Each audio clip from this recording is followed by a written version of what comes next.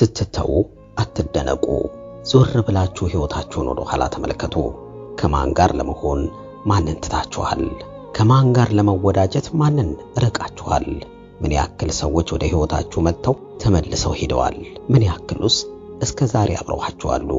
ሰው ይመጣል፣ ሰው ይሄዳል። ሕይወት ግን ይቀጥላል። ሰው ይጎዳል፣ ሰው ይጠግናል። ነገር ግን በስተመጨረሻ ሁሉም ማለፉ አይቀርም። ማንም ምንም ቢያደርግባችሁ ብዙ ልትገረሙ አይገባም።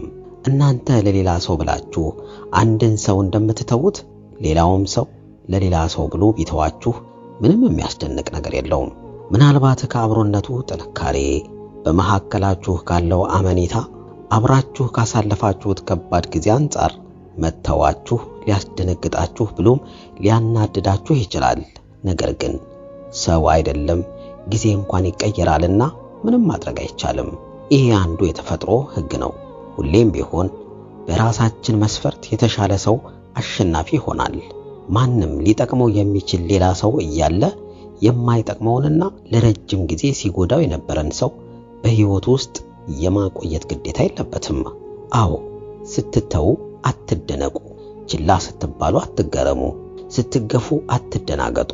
ምናልባት ዞር ብላችሁ ብትመለከቱ እናንተም እንደዚህ አድርጋችሁ ሊሆን እንደሚችል አስታውሱ።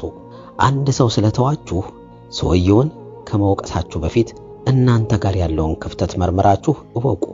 አንድ ሰው ችላ ስላላችሁ በእርሱ ተግባር ከመናደዳችሁ በፊት ለምን ይህን እንዳደረገ አስቀድማችሁ ተረዱ። ማንም ሰው ያለምንም ምክንያት ሰውን ሊገፋ አይችልም። ክፉ እንኳን ቢሆን ከክፋቱ በላይ ከናንተ ሲያገኙ የነበረውን ጥቅም ማግኘት ስላልቻለ ብቻ ሊርቃችሁ ይችላል። አንዳንድ ምስኪን ሰዎች አሉ። መገፋት አይገባቸውም፣ ችላ መባል አይገባቸውም። ፊት ሲነሱ ምንም አይረዱም። ከሁኔታዎች ተነስተው ብዙ ነገሮች እንደተቀየሩ ለመገመት ይቸገራሉ። አጥብቀው ቃልን ይጠብቃሉ። ቃላት መደለያ፣ ተግባር ደግሞ የእውነት መሆናቸውን ይዘነጉታል። እስከ መቼ ቃላትን ጥበቃ ትኖራላችሁ? እስከ መቼስ ከተጨባጩ ተግባር በላይ የሚያሟልጨውን ንግግር ታምናላችሁ? የሰው ማንነት ያለው ምላሱ ላይ ሳይሆን ተግባሩ ላይ መሆኑን አስተውሉ። አዎ፣ በምን ትደራደራለህ? በእድሜህ፣ በጊዜህ፣ በስሜትህ፣ በነጻነትህ ወይስ በገንዘብህ? ምንህንም ለድርድር ከማቅረብህ በስተፊት አስቀድመህ ህልውናህን አረጋግጥ። ከሰው ጋር ባለህ ግንኙነት በፍጹም ራስህን አትጣ። በሙሉ ልብህ ሰውን አትደግፍ። ሁሉ ነገርህንም ሰው ላይ አትጣል። ሰዎች ወደ ሕይወትህ የሚመጡት አንድም ሊጠቅሙህ፣ አንድም ሊጠቀሙብህ፣ ሌላም ሊጠቅሙህ እንደሆነ አስታውስ። በምርጫቸው ይመጣሉ፣ በምርጫቸው ይሄዳሉ።